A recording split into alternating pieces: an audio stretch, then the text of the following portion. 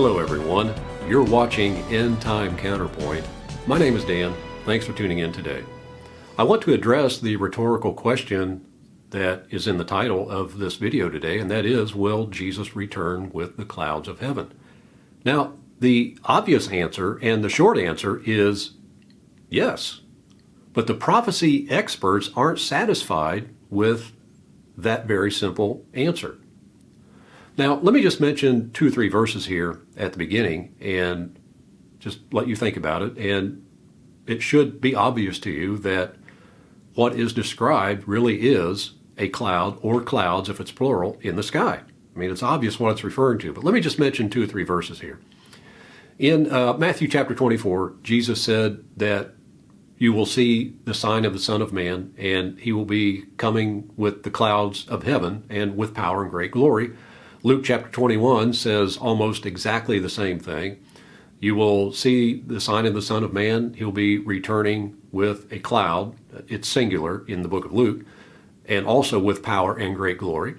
And then in Revelation chapter 1:7, John says, behold, he, Jesus, cometh with clouds. Now, that seems pretty straightforward, doesn't it? Now, in Hal Lindsey's book, The Late Great Planet Earth, and yes, I do have a copy.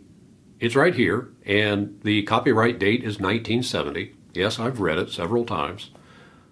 But in chapter 13, he is finally getting around to the physical return of Jesus Christ, and he makes a remarkable statement in chapter 13. He says, we believe that the word clouds, or cloud, refers to the saints who are returning with Christ at this time.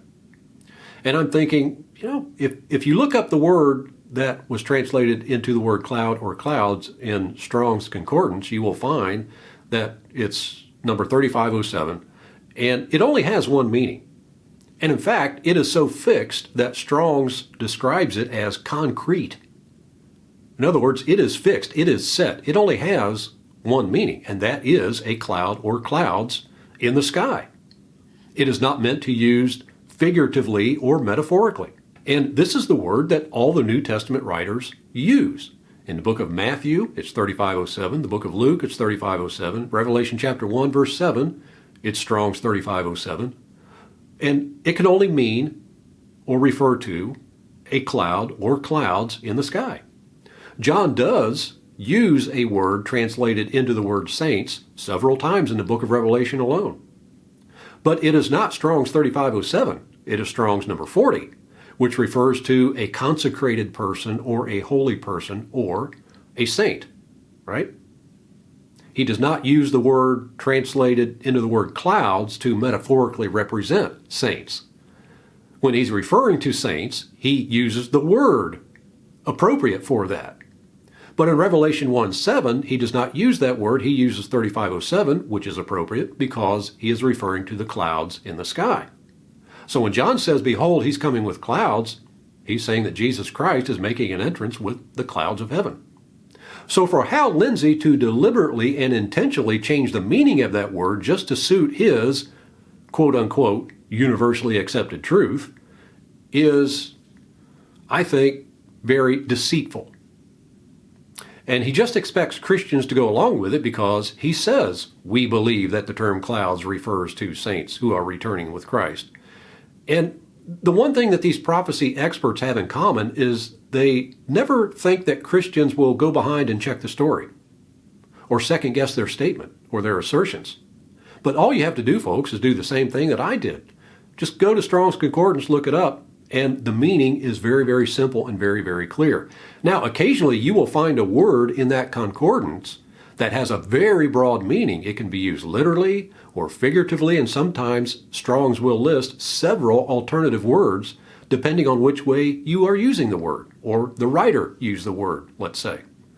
But when it comes to the word that was translated as cloud or clouds, you don't find those alternative meanings or alternative uses.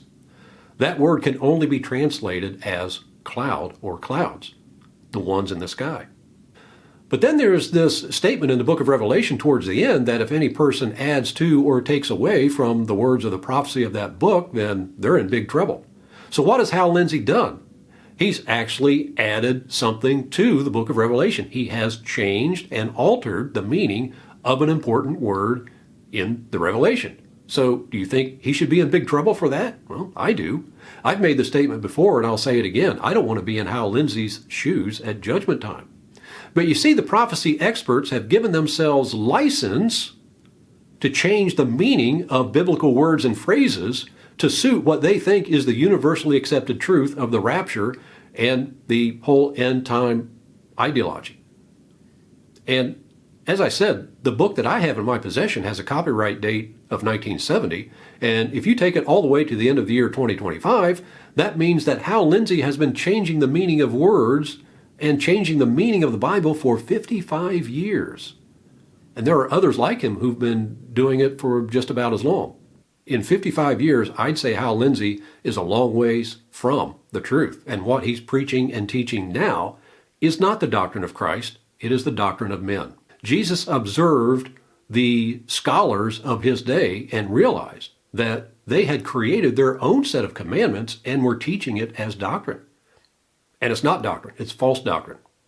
So folks, beware of people like this who intentionally change the meaning of words and other phrases in the Bible to their advantage. Be wary of that, because they may sound like an expert on the outside, but inwardly, as Jesus said, they are nothing but ravening wolves, and they are out to gain a following and make a lot of money in the process. All right, folks, my name is Dan. I want to thank you for tuning in to End Time Counterpoint today. If you enjoyed this discussion, give it a big thumbs up. And I would appreciate it even more if you would subscribe to this channel. I think there's a lot of good things here that people need to hear. Keep in mind, I've got a book. It's called Blinded by the Rapture. You can find it at Apple Books or Barnes & Noble. I urge you to get it. It will help you in your studies. So once again, folks, my name is Dan. I want to thank you for your kind attention today. Don't forget to subscribe to End Time Counterpoint. I will see you in the next episode.